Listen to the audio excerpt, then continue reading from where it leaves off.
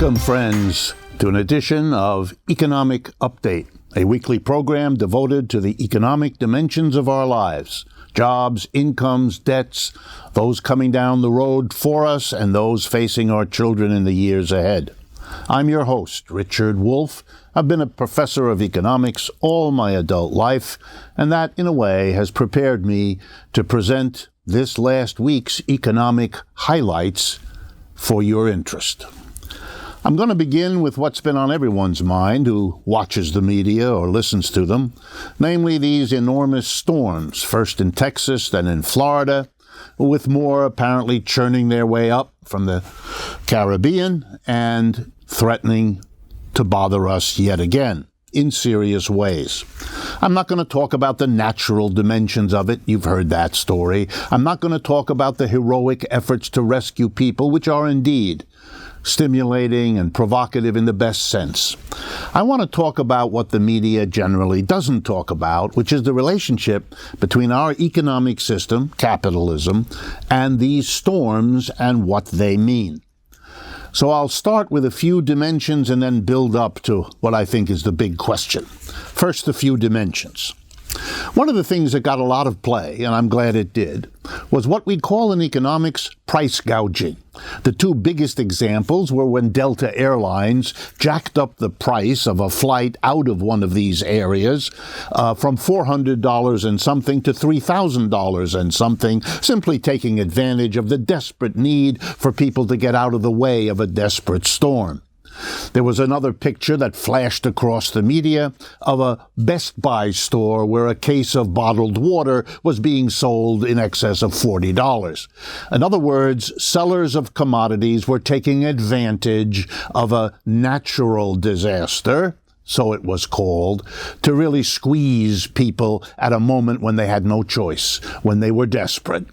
It's an example of how markets work. Markets are a part of our system, and markets, as you all know, depend on the laws of supply and demand.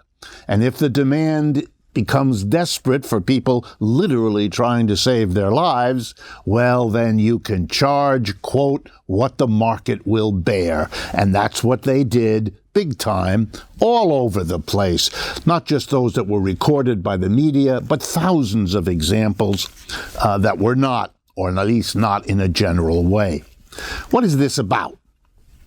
Well, you do have, and I apologize for my fellow economists, since many of them do this, you do have those who believe that profit is holy, or at least as holy as anything can be, and that therefore profit can never be questioned. So since the people who gouge in moments of crisis make more profits by jacking up their prices, well then, that must be reasonable, and indeed, my fellow economists, more than I would like to admit, have been busy in recent days justifying this unbelievable behavior.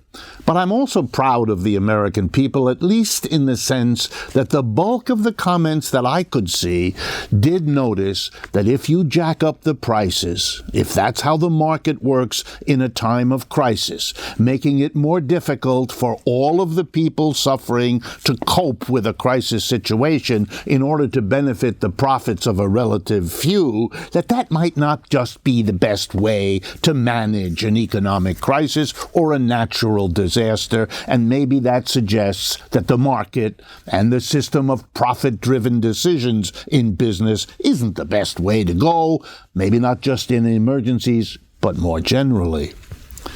Then I noticed another aspect from the capitalist system. Some years ago, when big, profitable insurance companies noticed that storms kept coming, particularly to Florida, they withdrew from the state. This is another aspect of the capitalist system. If you can't make profit, don't do it.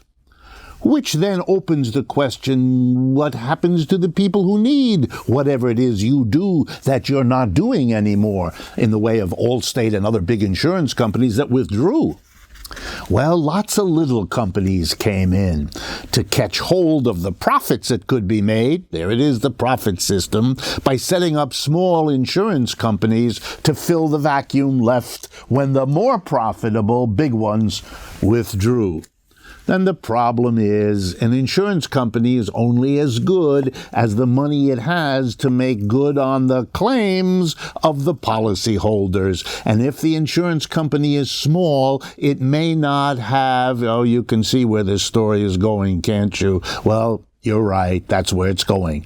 The little insurance companies that now do the bulk of the business in Florida don't have enough money to cover their claims, not themselves and not in the reinsurances that they themselves take out to cover the situation. So the fear growing in Florida now is that the government will in the end have to backstop, because that's how a capitalist system solves the difficulties of private profit, by fixing it with public money. That looks like what it's going to happen. Either the taxpayers of Florida will have to kick it in, or the people making claims won't get what they thought they could get when they bought the insurance policy. What a way to handle natural emergencies. But these are the little stories. I want to get to the big one. And this is actually more applicable to the Texas situation than to Florida because of the way the storm evolved. The amazing thing about the Harvey storm in Texas was the absence of preparation. The governor of the state of Texas goes on the television during the crisis to answer reporters' questions. Why did you not order an evacuation of all of the areas lying in the path of this horrible storm so they would get out of there and not be threatened in their lives and in their homes? And his answer was to scoff at the reporter and say, you don't seem to understand. If I said evacuate, the highway would immediately be filled with millions of cars who would they be unable to move. Well, this is a none too subtle way of saying, I can't handle it. We're not prepared. I learned later that the ground in Texas around the area that was hit is spongy. It absorbs a certain amount of water, and then it can't anymore. In other words, you have to prepare. And now let's look at the economics of preparing. Who's going to do that? The developer, eager to build tracts of homes, eager to build shopping and industrial malls, eager to build roads if you're a construction company. They don't want to hear about all the difficulties. They want to get the contract, build the house, build the people who buy the house, and leave. The long-term effects are not part of their profit calculation because they'll be out of there once the development is undertaken. Gee, they might then push against the government holding up the project until they can decide what's safe. The government mandating walls and barriers to protect. The government deciding to move a production site from one location to another to be less risky. And that would give the government power, and private capitalists don't like to do that unless the government is helping them, and these things don't seem to help them. We have a system that systematically underprepares, and that's true in Texas, and that's true in Florida. Because it's not privately profitable, no one is doing it.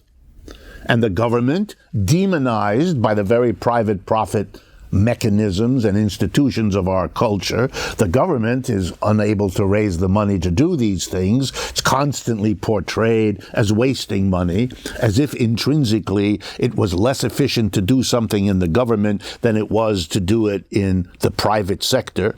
And let me be an economist for a moment. There's absolutely no evidence for this. There are as many examples of inefficient private production as there are of inefficient government production, and the same is true of efficiency. Besides which, how efficient is it to now have hundreds of billions of dollars, if you combine Texas, Florida, and who knows how many others coming down the pike? How efficient is it not to take the protective measures that could have and that should have been taken? One final word here. There is a society near where the storms hit that's different, that gives the government an enormous role. We're used to making fun of that society. It's called Cuba. So I want to read you from the New York Times on the 10th of September the following story, and I'm quoting from the New York Times on that day. Quote, "While the Cuban response to the storm seemed to be a well-oiled machine, elsewhere in the Caribbean, the government reaction has been halting." Now, this is the New York Times language for saying the Cubans have a well-oiled system of preventing and protecting because they're not driven by private profit the way we are. There's a lesson here, but of course, like all lessons, if you're not open to learning the lesson, well, then you won't. My next economic update has to do with something I have come back to over and over again, but I have to, because it's an ongoing crisis that's economic as much as anything else. It's the drug crisis, or more precisely, the epidemic of overdoses from opiates and opioids in this country, now running at the rate of 50 to 60,000 deaths from overdose per year in the United States. These are numbers that are staggering. I'm going to explain in a few minutes how different they are from country to country, depending on how the economy deals with this awful situation. But just to give you an idea and whet your appetite, I'm going to tell you a little bit later about another country, Portugal, not that far away, which handles its drug problems differently. Deaths per million can be measured and have been measured in the United States and in Portugal. In the United States, deaths per million, about 185. Overdose deaths per million of American citizens, 185 per million over these last 2 or 3 years, dying. In Portugal, how many per million? 3. Not 300, not 30, 3. How is it possible that in our country 185 per million kill themselves by overdose, and in Portugal, which once had a very severe drug problem, has reduced it to 3? Well, I will come back and I will tell you. But first, let's talk about the economics of the drug business. Here are some of the businesses involved in drugs, in the whole drug epidemic, and so on.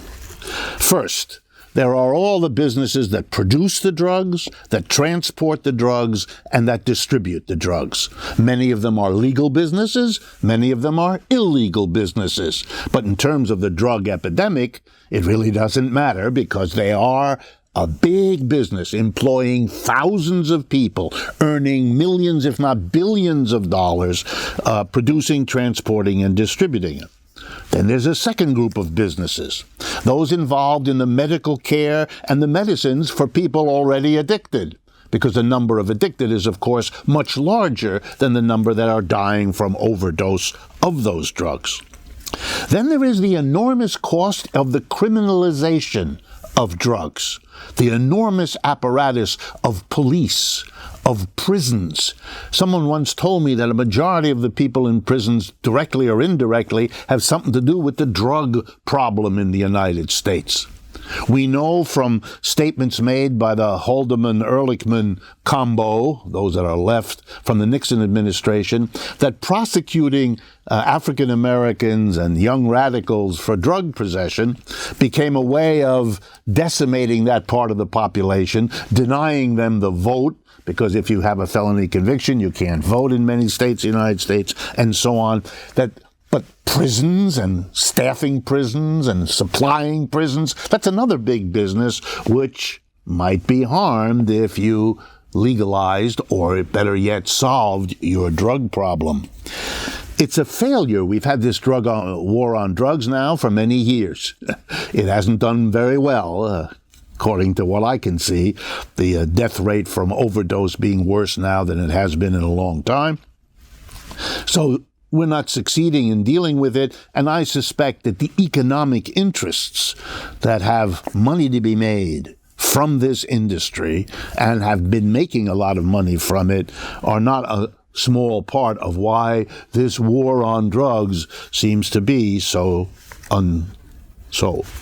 horrible and unsuccessful. And then the last thing that just happened this last couple of weeks.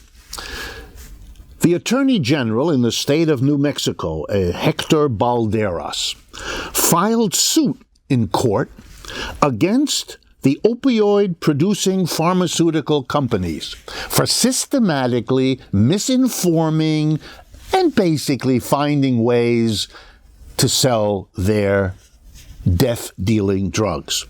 He specifically singled out the following, and I thought you'd be interested to know. Purdue Pharma, Johnson & Johnson, Endo Health Solutions, Teva Pharmaceutical Industries, and activists. He accused them publicly of, quote, falsely representing and downplaying the highly addictive nature of the painkillers to doctors. In doing this, Mr. Balderas cited documents from the Centers for Disease Control. I won't repeat those all to you. I just want you to know that New Mexico is now the eighth state to have its Attorney General file suit against these or other companies, alleging that they systematically did what? Made profits by distributing killer drugs, addictive drugs, to people in ways that directly violate the law. That's the charge that now 8 states have levied. Now Portugal. 2001, Portugal was suffering from major problem with opiate-type drugs, heroin and so on. And so they made a drastic decision. They would legalize drug possession. Basically, no more punishment. You don't go to jail if you're caught with heroin or a synthetic version of heroin like fentanyl and so on. You get a reference to a drug treatment center, and you may get a very small fine. The money accumulated through such small fines and in other ways is used to provide a countrywide program of drug counseling, psychotherapy, medication, and so on. Overdose deaths in Portugal are 3 per million, and in the United States, there are 185 per million. Something is working in one place, and something is not working in another. The big drug companies either didn't bother or weren't able to get the freedom to function in Portugal that they have in the United States. And I will keep talking about this crisis so long as the economics seem to dominate and keep that industry alive and growing in terms of its profits and in terms of the social damage it does. I also came across this last week and am presenting to you the findings of a new study. And this new study caught my attention because of who did it and what they were studying. So let me tell you first who did this study. It was carried out by the National School of Tropical Medicine at Baylor College of Medicine, and it was a study conducted in conjunction with the Alabama Center for Rural Enterprise, ACRE. Here's what it found. That a disease associated throughout the history of medicine with poverty has resurfaced in the United States decades after it was officially announced to have been eradicated. The disease is called hookworm, an intestinal parasite that thrives, this is a quote from the story in The Guardian, on extreme poverty. Here's what it found. That in the state of Alabama, which is where this study was conducted, there are all kinds of incidences of hookworm that we thought we had eradicated. To give you just one example, in a survey of people living in Lowndes County, which is a county in Alabama, an area with a long history of racial discrimination and inequality, 34% of the people tested positive for traces of hookworm. A third of the people. And the reason the number is like that is because they haven't been looking for this since they thought it had been eradicated. If you want signs that the so-called economic recovery from the crash of 2008 has been a very variegated business, some people, the rich by and large, have recovered and the rest of us haven't, here's another statistic that drives that point home. Poverty has returned of a kind we thought we had eradicated, and with it come diseases like hookworm.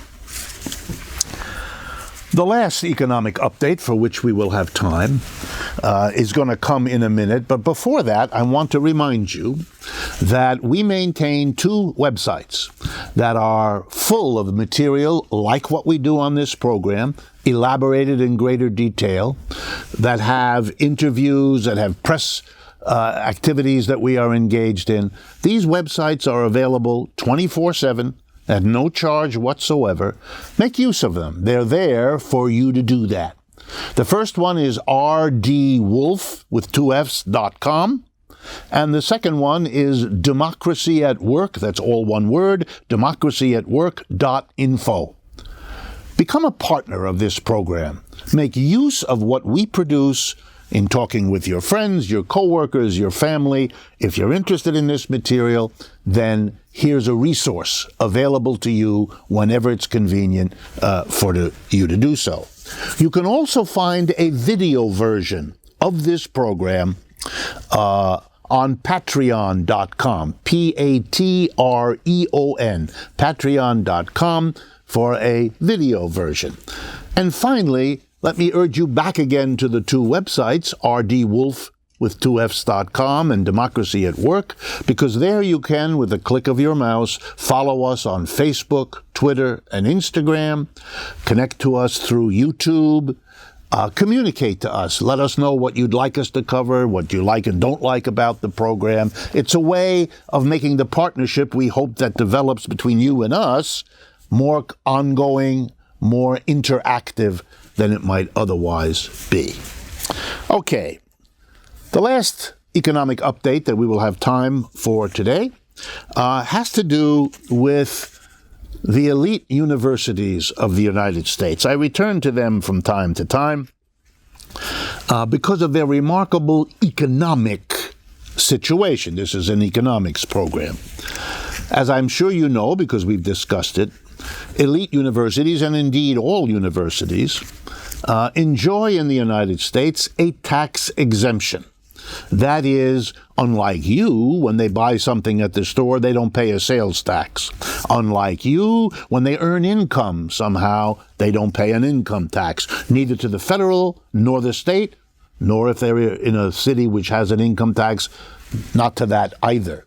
They don't pay property taxes. They pay no taxes at all on their educational property and activities, which is mostly what they do. And this raises an interesting question, because they get all the public services that everybody else gets. If they need the police come. If they need the fire department, they get the fire department. If they want the children of their employees to get a public education, indeed, if they want their employees to have a public education, they don't have to pay for the police or the fire or the schools that they benefit from. That's the value to them of a tax exemption. Most colleges and universities got these tax exemptions long ago in American history, when the communities, states or localities, decided that in order to have an educational institution, it being difficult and expensive to set one up, they would make it easier by foregoing taxes for a while. But in institutions that have been around, as the elite ones have, for hundreds of years, they are now very, very wealthy and long ago stopped being institutions that need a tax exemption in order to provide the teaching that helps our society. So why do they get it? That's a big question. Let me explore that then with you. Not long ago, the New York Times, in fact, had an editorial back in 2015 in which it pointed out, critically, that Yale University in that year had spent $480 million in fees to hedge funds to manage their endowment. During the same year that they paid out $480 million to hedge fund managers, they spent $170 million on all tuition assistance and fellowships for students. Let me do that again. They spent way more on fees to manage their billions in endowment than they provided in fellowships and in tuition assistance to all their students. 75% of the wealth owned by American